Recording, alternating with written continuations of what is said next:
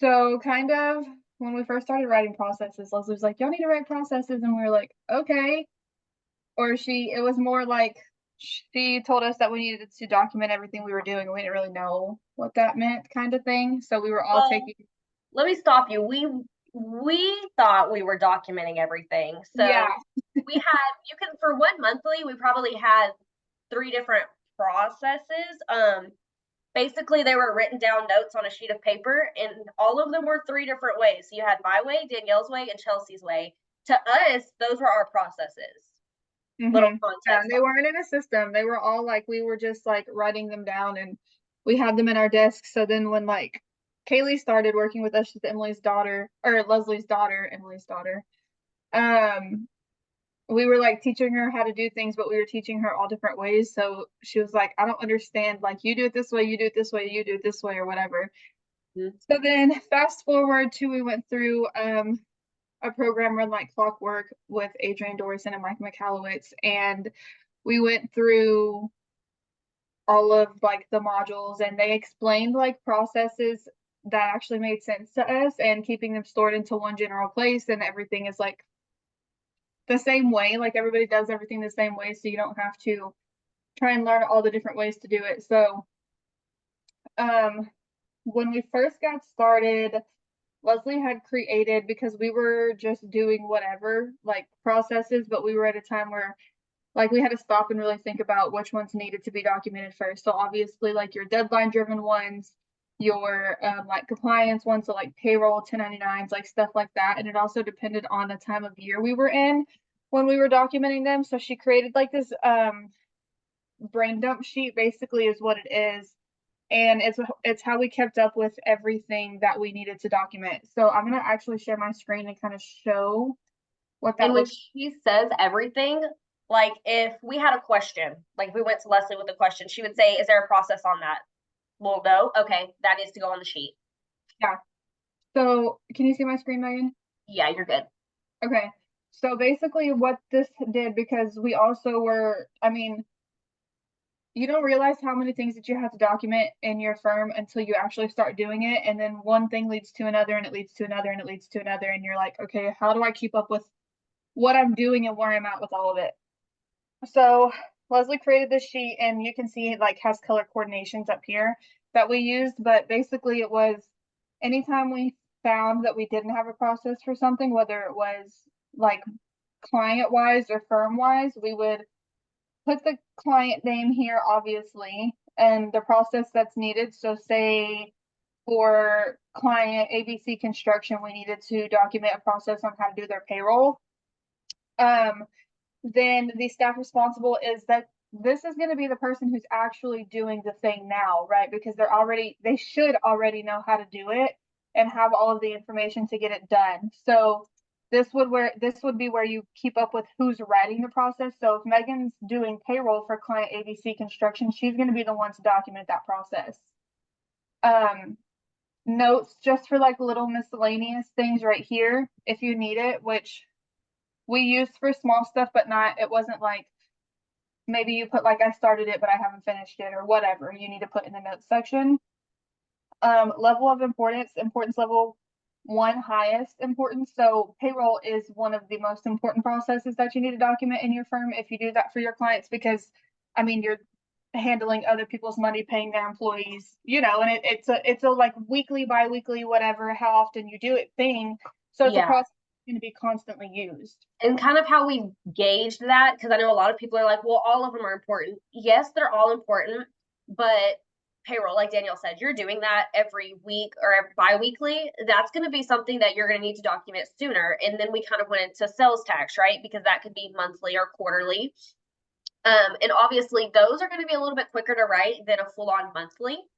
Yeah. So our monthlies kind of went behind those. And then if it's March, you don't need to be worried about writing your 1099 process right now, because you have 9 more months. Yeah, 9 more months until you're going to have to use that process. So Yeah. that's where you kind of just have to strategically say, okay, what's important right now to document? So you can start moving stuff off your plate, because the whole point of this is one, to where work can be moved around. If you have a team member out, or if you're out and somebody has to step in and help you, they can, because there's a process for them to follow. And it's going to take out a lot of that overwhelm of, well, crap, I need help. How can I get help if nobody knows what to do because it's all in my head? Yeah, or how to do it.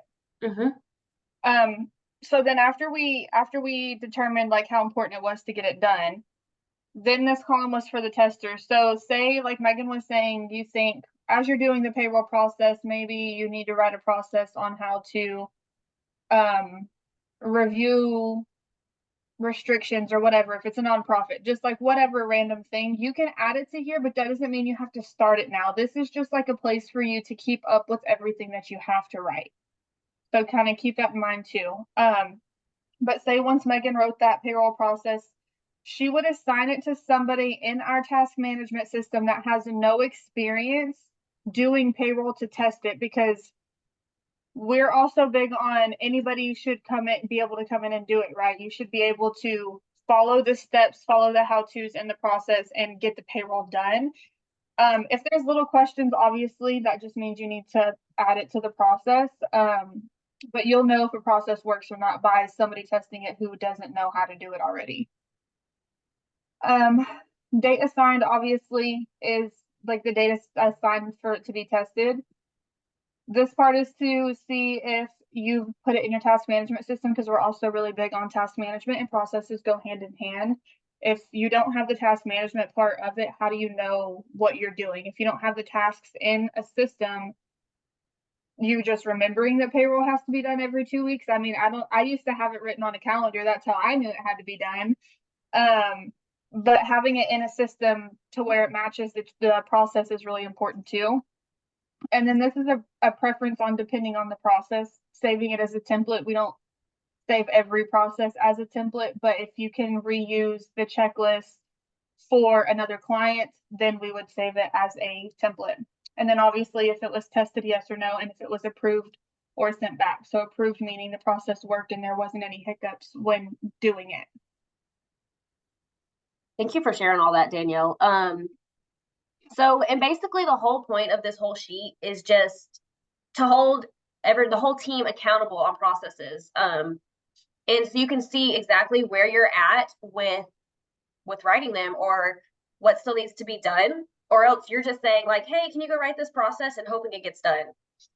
And that's kind of where we were at. We had no accountability, no way to really gauge the progress that the firm was making on processes. And like I started at the beginning saying, our whole goal with processes is we were trying to move to a 26-hour work week. Well, all we knew is that we had to get them written. And we knew that's about it, right? We knew we had to get them written. We couldn't see exactly what's been written, what's been tested, what's good to go. And that was a big part of it, to be able to see that. And a lot of what processes did for our firm was got rid of a lot of fear. So we no longer had that fear of failure, because we knew what we needed to do was in the process. We didn't have to remember. So we didn't have that fear of, oh my gosh, what if I forget to do X, Y, Z? It's in the process. And like Danielle said, it's in our task management system. So we know what day we need to do that task on and how we need to do it. And again, the fear of letting go. So I know as an owner, a lot of you struggle with letting go of tasks and letting go of that control. Well, this is going to ease that, because you're telling them how to do the task. Danielle, do you want to talk a little bit about handing over tasks and delegating inside the firm, and how that has really changed with the processes? Yeah, I mean, I feel like you can't really do that unless you have processes. I mean, yeah, sure, you can train somebody and they can remember how to do everything, but it's not really going to be as efficient as in having it documented. And the difference is you're not going to have to sit with somebody and train them day after day or week after week, however long it takes you to train somebody to do, like, we'll say sales tax or a month end or whatever. I know when Peyton started, I had to sit with her like the entire day just to teach her how to do 1 month end. Whereas like when Alyssa started back in September and she just started getting more bookkeeping recently, we just moved the tasks to her and told her to not figure it out, but follow this process. And if you have any questions, let us know. And it saves me time and everybody else, because I'm still able to do my work and she's able to try and learn something new without me having to sit there and hold her hand. because I know that was really overwhelming for me when Peyton started, because I couldn't get to any of the work that I still had to do because I was training her on her new stuff or things she was learning. So that is the biggest thing. And like, if you document a process and it's something you feel like you need to delegate, you can just tell your team like, hey, give a shot at this and let me know if you have any questions, kind of thing. It's an easier process to move work off of your plate. Yeah, it's easier. And then, like she was saying, with the hiring, you're not having to spend all of that time on training. Obviously, there's still questions because everybody, they think differently, they see things differently, and that's okay. But Alyssa was able to come in, take these tasks, follow the processes. Yeah, she still had questions. We had pieces missing because no matter what anybody tells you, processes are never done. They're always going to change. They're always going to be small things that are missing. And that's the whole purpose of moving the work around and testing them. It's going to give you that clarity of what is missing. Yeah. Danielle, do you want to go ahead and we can wrap this up by sharing a process with them and let them see exactly what we're talking about whenever we say process? Yeah, I can share a month end process. So keep in mind, this is just how we do our month ends. Obviously, not everybody's does the same thing the same way. But basically, and this is a generic process. So you would start with writing the generic process and then save it as a template so you can reuse it for every client that you have and then just tweak it. So obviously, you have your cash section, and how we structure our processes is like the numbered things are what you're doing and the bulleted things are how you do it. So reconciling your bank accounts. Okay, I know how to reconcile a bank account. I don't need somebody to tell me how to reconcile a bank account. But if we were to hire somebody with no experience, they would not know what that meant because I didn't know what it meant when I first started. So this basically is just telling you how to reconcile a bank account, things to look for, make sure there's no duplicated charges, whatever. And we also provide videos for some of the stuff too. So if you just click this link right here, it'll take you to another folder that has like videos in it telling you or showing you how to reconcile a bank account. And how we split it up also, specifically the month end one, is by like cash, assets, liabilities, equity, everything that you have to do through the monthly. And it's the same all the way down. I mean, reviewing your accounts receivable, reviewing receivable accounts, fixed assets. I mean, you can see it's pretty much tying up all of the accounts on the balance sheet and the profit and loss later on down. And then we also have a review process, which it just basically the review process is how to review the month end. And this is just telling you to open it, and this is to verify like that you're comparing your total liabilities and equity to QuickBooks, making sure nothing is different, whatever. And then you get down to the balance sheet and it's just telling you like all of the things to review. These are like little notes that we added, but reviewing the cash, it's telling you how to review the reconciliation report. I mean, PayPal, petty cash, and then down to the assets, how to review accounts receivable, and all of the things that you have to do when you're doing the month end. So like Megan said too, though, you're not going to have everything in the first go. You're not going to have everything in the second go. It's going to take a little while to get all of the information in there because you're the one doing it, so you know how to do all of the things, right? You're the one documenting it. You know all of the accounts you're supposed to check and tie out and whatever. So you're not going to think to add them all the first time you do it. And that's okay. Like she said, they're never going to be done. You have clients changing all of the time. If you're tax, you have tax laws changing all of the time. Yes, we do have tax processes. So I think it's important not to get stuck in it's not perfect, because I know that is something that some of us on our team struggle with too. Like, I can't get everything into a process. Like, what do I put in? What do I not? And you also don't want to take away like the problem solving skills with your team either. You want them to be able to figure stuff out too. But having the majority of it in there so things aren't getting missed is the important thing of it, and so you can delegate. And I kind of want to wrap it up just by saying, don't look at processes as this big scary monster, because I know a lot of people do. I did it first because I'm very high visionary, do not like processes. And I'm not the best at them either, but I try.